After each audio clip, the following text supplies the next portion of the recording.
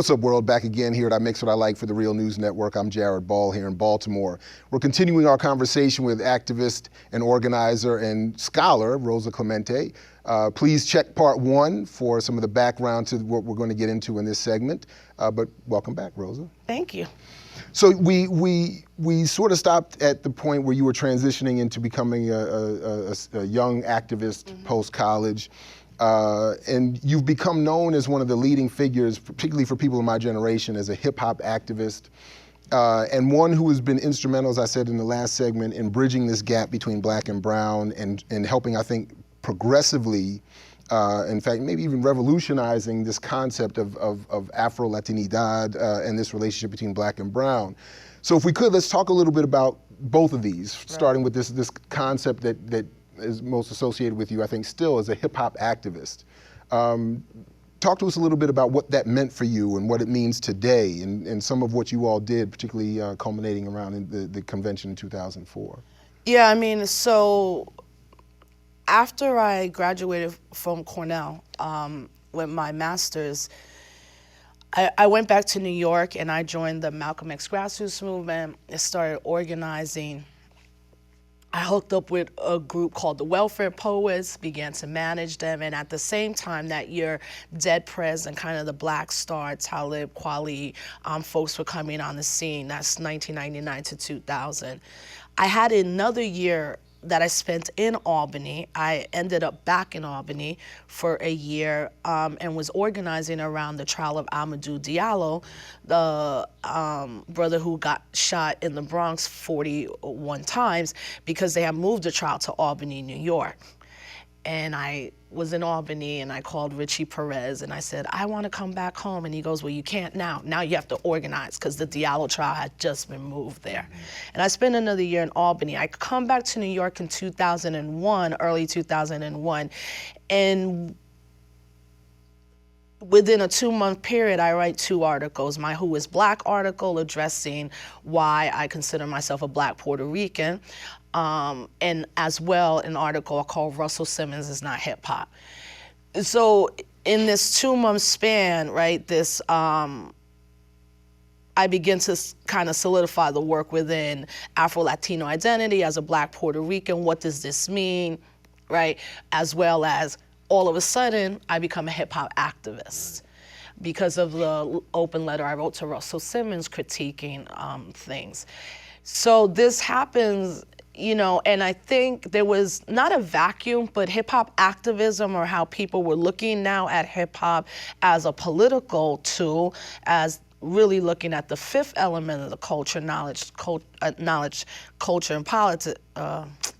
Well, the 5th element that Bambaataa gives us. Knowledge and wisdom. Knowledge and wisdom, right? So I think these 2 articles, I just wrote them at the time, right? Like I hit on these moments, especially around young people beginning to say, well, obviously it's bigger than hip hop, right?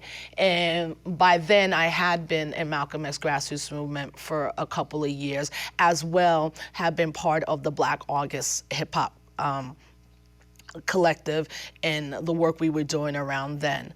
And we should say very quickly, we would encourage people to check out Dream Hampton's incredible documentary on that history, the Black August Hip Hop Project, that you were instrumental and also involved in a lot as well. Yeah, and for me, those 5 or 6 years specifically doing work within Malcolm X grassroots movement, understanding political prisoners and prisoners of war and the struggle around that, becoming very clear on what's happening in Puerto Rico with my mentorship with Panama Alba and Richie Perez, and joining movement, right? And like being on the ground.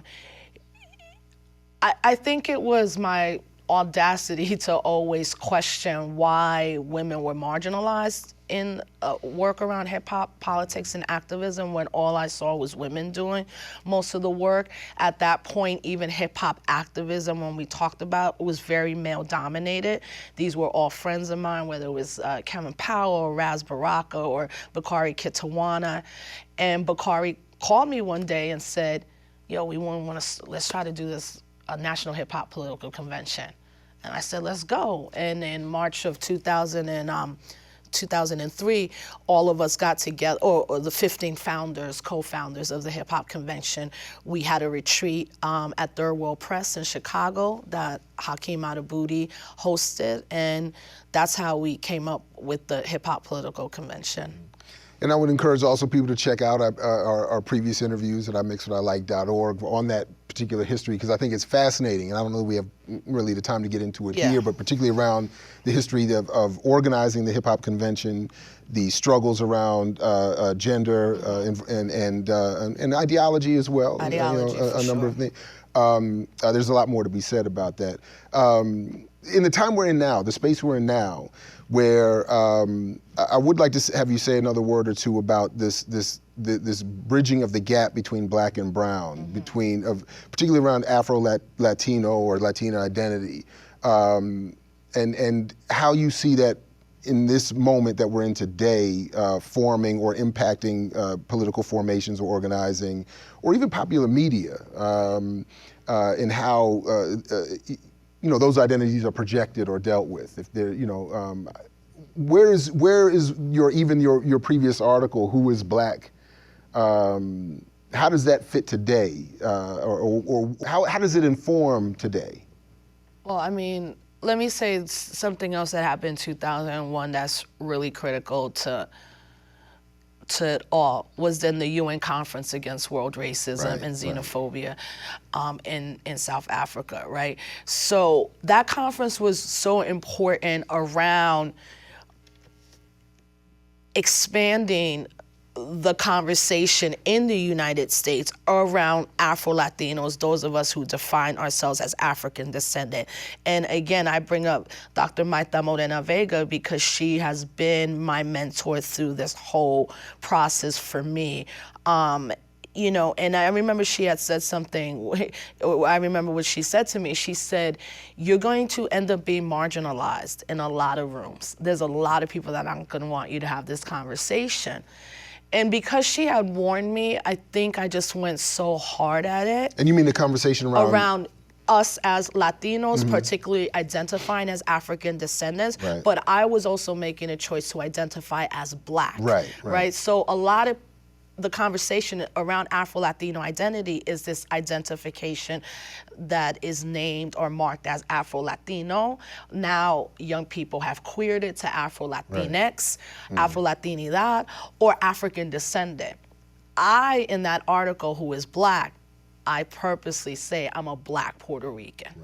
And that was, it became a problem for a lot of people. Like other Latinos and other African, they're like, no, of course you're African descendant, but why are you calling yourself Black? And I said, I'm putting myself in the Sean Burke, Marcus Garvey tradition of Black political struggle or Black liberation. Black to me is not just phenotype. So even though the article I wrote will now be 15 years old this year, it still makes the rounds. More, I'm like, I should have written it better. But it makes the rounds, I think, because even though there has been an explosion, an expansion, and a discourse, and an understanding that we are African descendants as well, to say that you're Black and put yourself within the Black political struggle or a Black freedom struggle or part of the Black radical tradition, I don't think it's something that still a lot of folks are saying. I think people are very comfortable with accepting Afro-Latinidad or Afro-Latinx because their departure point is always culture. My departure point is always political. So then how, because this in a different way came up again even in this last year or so, both in terms of white and Black, not brown and Black, but with the Rachel Dolezal and then even with the Shaun King question. So how do you differentiate? Because part of what their argument could be, and I'm not putting words in any of their mouths, but that if race isn't phenotype, it's cultural. Why couldn't they make the same claim about them being Black or Yeah, I mean, I feel maybe Sean could, but Rachel can't. But that's another kind of thing, right? I don't know.